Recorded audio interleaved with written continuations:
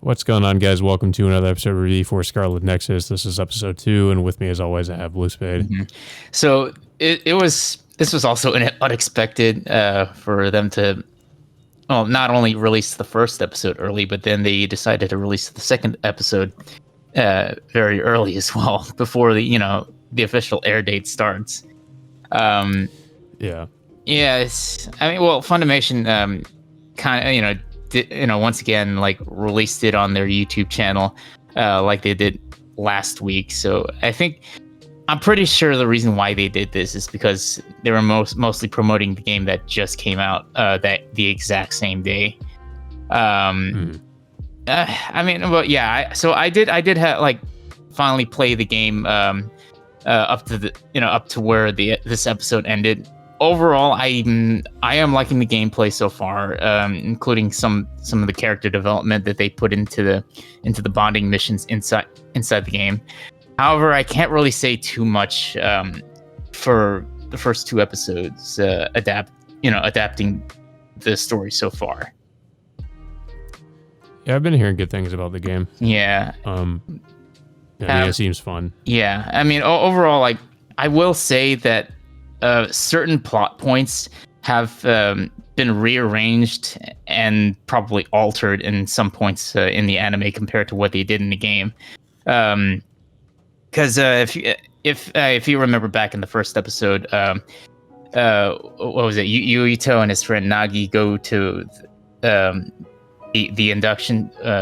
induction ceremony of them joining the OSF, and then of course they meet Kasane and her sister Naomi. However, the induction ceremony never happened in the game. They just thrust you straight into the battle right away, and then of course the way they end up meeting all these other characters that are featured in the game, which join your party, are different between the anime and the game. And in the anime, you each meet the individual characters on a separate mission. However, like in the anime, they just toss every single character in there like all in one scene, and just basically just try to introduce them by name like one by one. I'm guessing that might be because they're trying to condense things. It's pretty clear that the anime is going to be a more condensed version of the game, because I'm pretty sure like all those I did see the bonding mission the bonding mission element from the game, and I mean I'm pretty sure a lot of that's probably going to be cut from the anime, or they might maybe include some of it, but I highly doubt they're I guarantee that the anime's not going to feature more than 10% of what's featured. This is kind of the problem with like the Persona adaptations, because they have that same sort of element in the Persona games, and with the social links, and that's not really included much in the anime. They just cut out a lot of it. Yeah, if I were to guess how many episodes are going to be in the Scarlet Nexus anime version, I would say probably up to 12 or 13, because like the second episode, the end of the second episode already covers up to like 4 or 5 hours of gameplay. Ooh. Yeah, it sounds like they're trying to sort of rush through some things in that case. I mean, What happens in the episode is, of course, Yuito's still curious about the girl who saved him back when he was young, and the girl who reminded him is, of course, looks exactly like Kasane, wearing the exact same bow that she has on the side of her hair. And of course, the first place I think they meet each other is over at the Sumeragi Shrine, which is also featured in the game. However, this scene doesn't really happen in the game at all. It's just like I said, they're just rearranging some scenes in the game in terms of introducing these characters. So Yuito, Kasane, Nagi, and Naomi are all meet together like in over at the shrine. And of course, Yuito asks Kasane if she knows anything about the girl that looks exactly like her, and unfortunately, Kasane, can't really answer that because she doesn't know. And another thing that I want to point out that Yuito points out that, or maybe it's Nagi, but there are certain characters that look older characters that look younger than certain characters in the game or show. They did confirm that. Oh yeah, I think you're talking about that one girl that sleeps all the time or something. Yeah, I think her name is Arashi. Supposedly, I think it's Nagi or Yuto say that Arashi is the older sister of a younger like a soldier in the OSF. But of course, if you look at comparisons, he looks a lot older compared to her. So apparently, they mentioned something that they have like these special enhancements that make them stay a little bit younger or something like that. I'm not really sure how that works. I haven't even gotten that far. Yeah, that's a bit of a strange plot point. Like I know they kind of just bring it up briefly in this episode, but I didn't really think too much about it, to be honest. I don't know if it'll be important or anything. Yeah.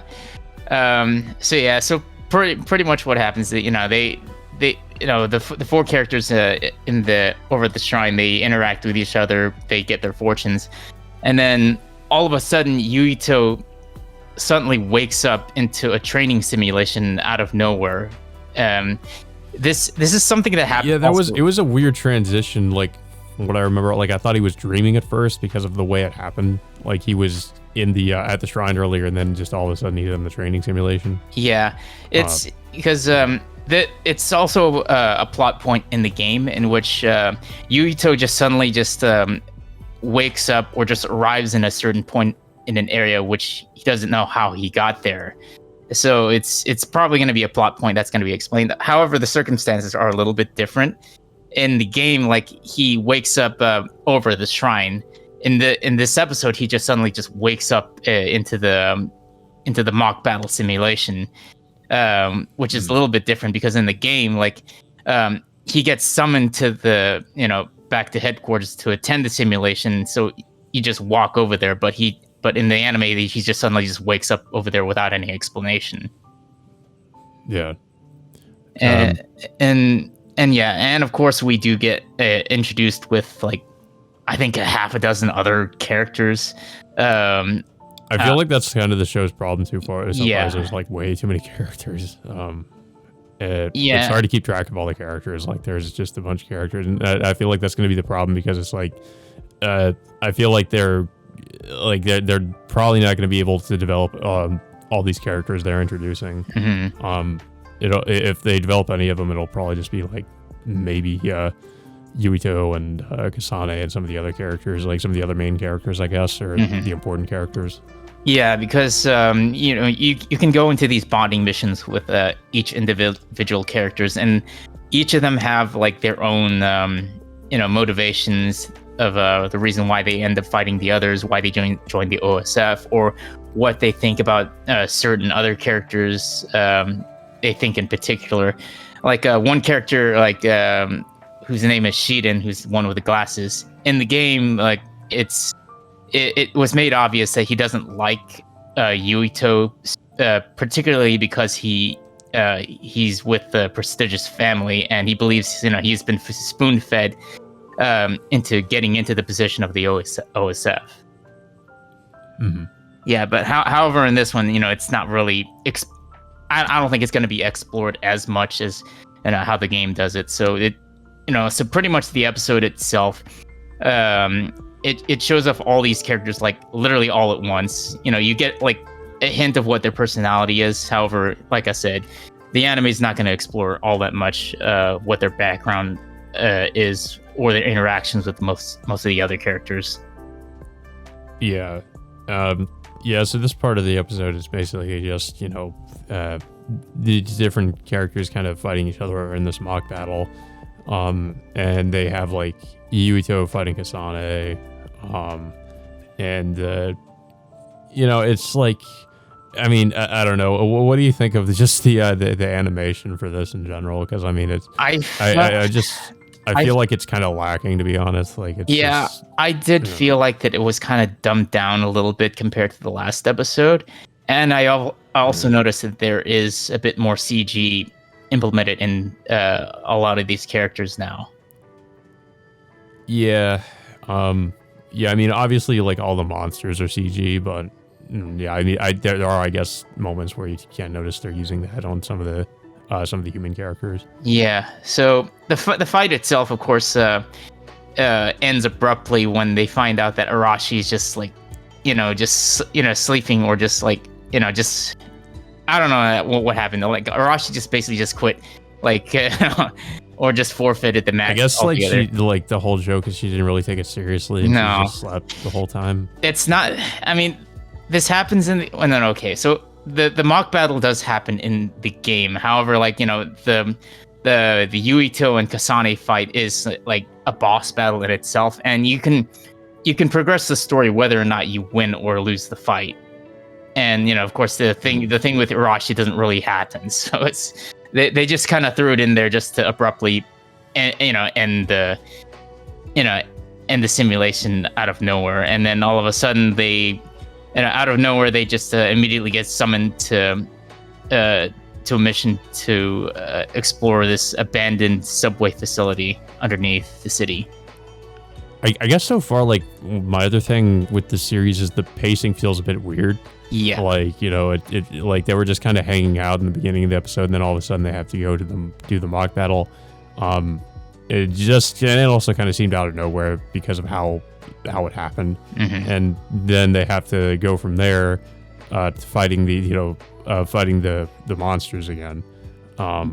So I don't know. It's just a bit like, I don't know. It just seems like either like some context is being cut, or they're just like, at least it sort of feels that way. Yeah, it's almost the same thing that happened during the Persona 5 the animation. I mean, well, the only difference between between that one and Scarlet Nexus is Persona 5 the animation is up to, I think, up to 25 episodes, alongside with 3 extended OVA episodes which cover the finale.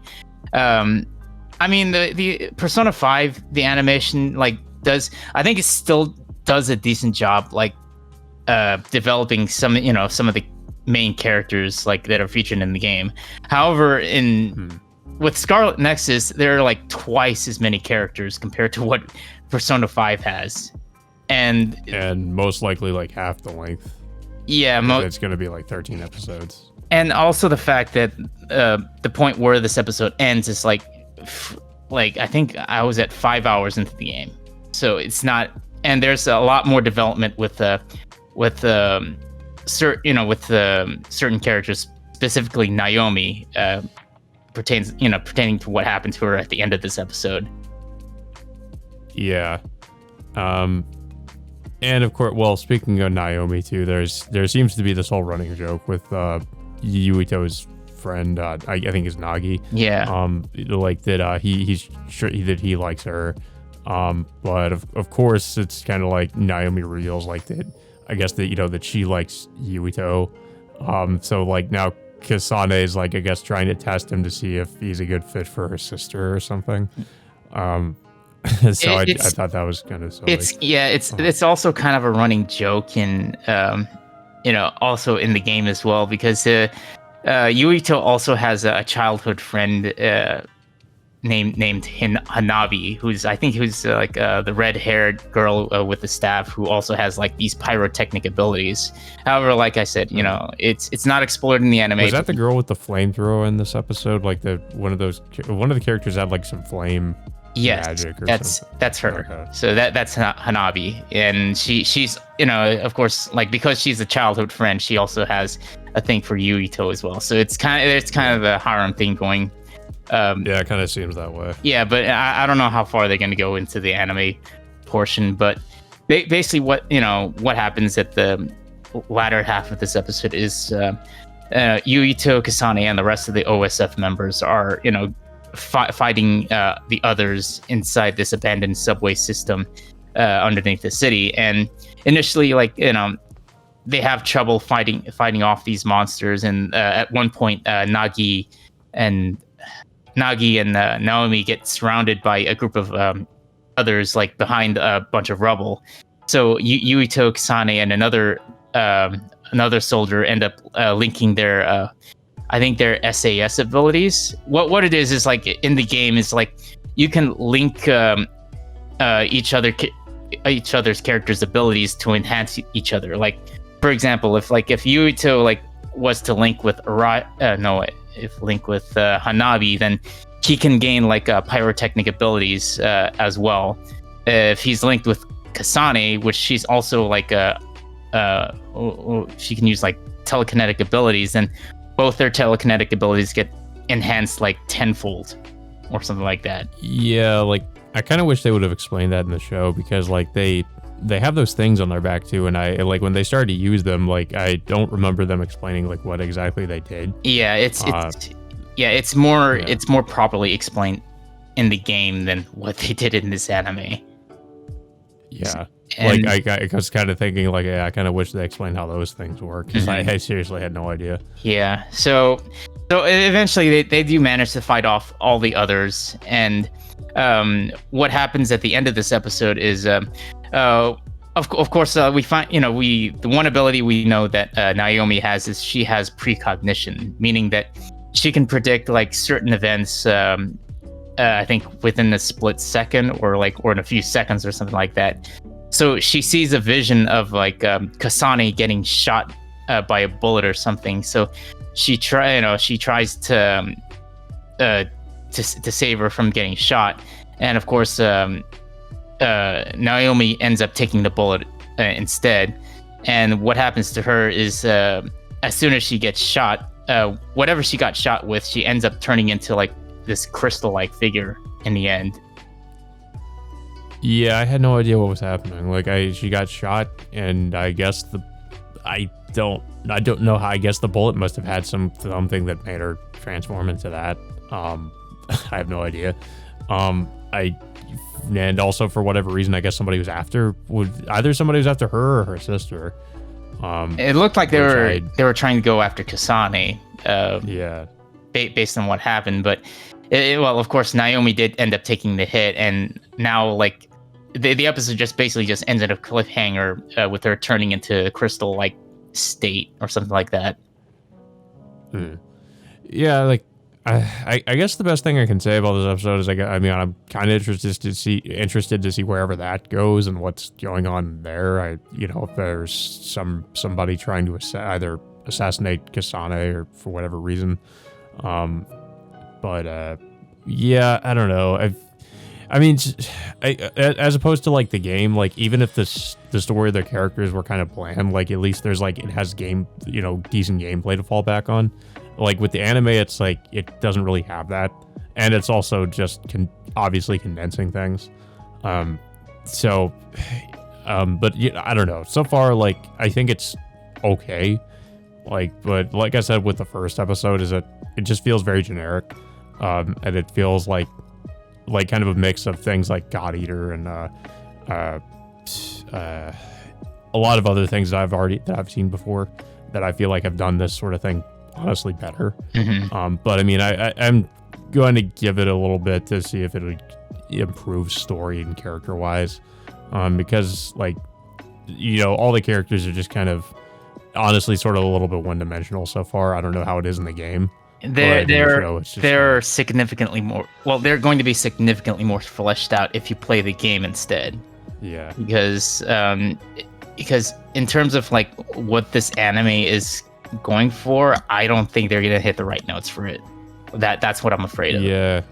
And I mean, I feel like it doesn't really help because of the way the pacing has been, because it just feels sort of, I don't know. It's it feels a bit all over the place at times. And you can't really get a handle like where it's trying to go. And this was my same complaint with last week's episode, is the fact that there's already an anime adaptation for a game that is that at the time has yet to come out, and now actually Funimation, the reason why Funimation did this was to promote the game that was which is already which is already out right now, which you can play on the PS4, PS5, Xbox series, something whatever, yeah, you can just play the game and find out the story yourself. As if you're going into this without playing the game, you're not going to understand all that much. Yeah, and I feel like that's a bit of the problem with it. Like, I mean, I feel like they should make it so that it can stand on its own and it doesn't have to rely on the game. But I guess the series if the series turns out like not to be so good, it'll just end up being more like promotional material for the game, if anything. It pretty much feels that way, and and seeing as like there's already the first 2 episodes out, we're probably not going to get the 3rd episode up until like July 15th. That's when episode 3 comes out. Yeah, because technically this the show's not. I feel like everybody would have beaten the game by then. Yeah, yeah. It's probably when people if people have the game right now, you can probably beat the game as well. And what I also question is like how they're going to handle like Yuito and Kasane's individual storylines, because it's up to this point where like their stories end up deviating from each other in a significant way, and you have to play both their storylines in order to understand like the entire story altogether. Now, for this anime adaptation, I don't know how they're going to end up handling that, because I think it might end up being a mess if that's going to be it seems like they're probably going to try to incorporate elements for both, and it'll just be kind of like you said, it'll be a sort of a mess. Like it'll just have stuff from both their storylines, which I don't know. It's kind of like with whenever they adapt visual novels and there's various different routes and they don't know which route to go with. They just like take stuff from all different routes and try to put them all together, and it usually ends up being a mess. Yeah. I mean, this episode was okay, but I'm just afraid of like and how they're gonna adapt the rest of the show at this point, and we still don't know like the exact number of episodes the show is gonna have, but I would estimate at least maybe 12 or 13 episodes for the season or something like that, based on like how much like of the game of the first 2 episodes already adapted into the game. Yeah, I mean, I feel like you're probably right about the length. It feels like it's most likely going to be a shorter series. But like I said, I'm pretty sure the game is fairly long and there's 2 campaigns. So, I mean, if they really wanted to actually do it justice, I feel like they should have done like a 20-some episode series.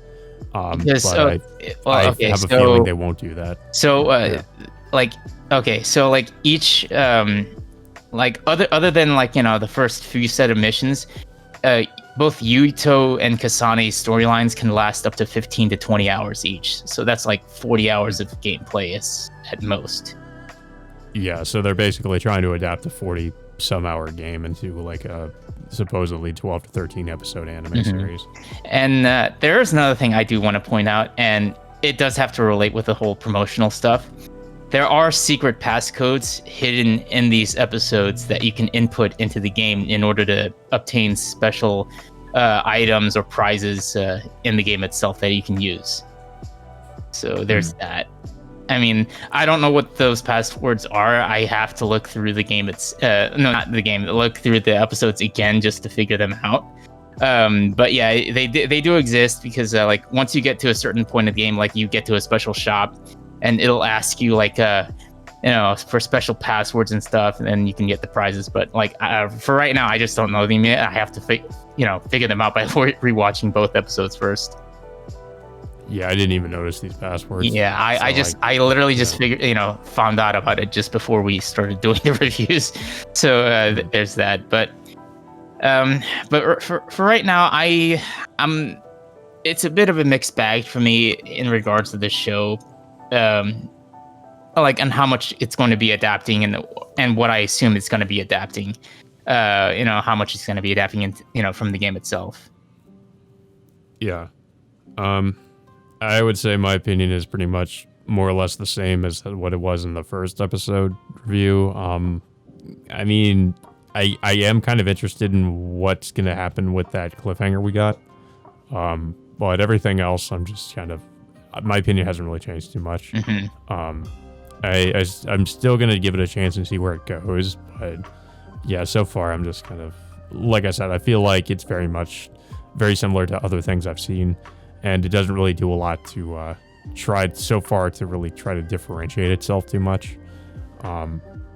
But yeah, I don't know. There's not really too much to say about this episode because it feels like there's not really a lot that happened. Like, there was, just them doing the mock battle and they just throw them into the action just immediately without giving it time to flesh out its characters properly.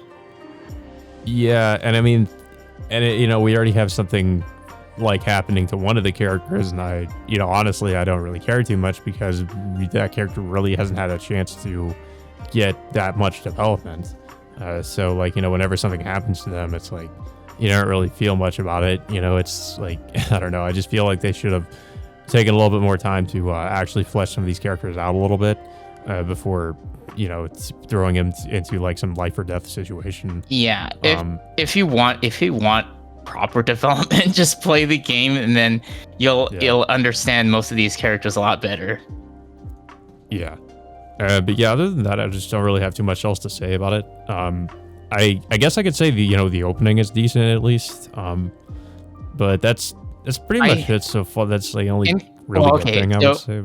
So the opening, in comparison to the game's opening, I liked the anime's opening better than the game. Yeah, I did see the game's opening. Yeah, because they're both performed by the same band called the Oral Cigarettes, and it's just of course, like there are different songs, but the animation quality between these two openings, I prefer the anime's opening a lot better than than the games, because the game they just threw in like still images of all these characters instead of like animating them properly. And I also feel like you go ahead. I was just gonna say, the game's opening, I would have to agree, is like it did just feel like it was kind of a bit low effort at times with how it looked. The anime surprisingly looks a lot better. I mean, the show itself, I wish looked about as good as the way it did in the opening, but yeah, it actually, in comparison to the games, it's definitely a lot better in terms of the way it looks. Yeah. But yeah, so I guess we'll have to wait until what was the date again? It was like July 15th. Yeah, that's when the third episode's coming out. The first two episodes are gonna have a proper airing date, starting in July 1st, and of course, the second episode's gonna follow up on the week after that. So we, because thanks to Funimation releasing the first two episodes already, we have to wait for the third episode, like literally up until like mid-July. Yeah, so I guess if you want to know what happens after the cliffhanger, you'll have to go play the game. But yeah, it's I'm interested in playing the game because I've been hearing a lot of good things about it. But so far the show just isn't really doing too much to really interest me that much. But like I said, at least with the game, if you could have just really good gameplay, even if the story and characters aren't that great, which I've been hearing the gameplay is really good for it. I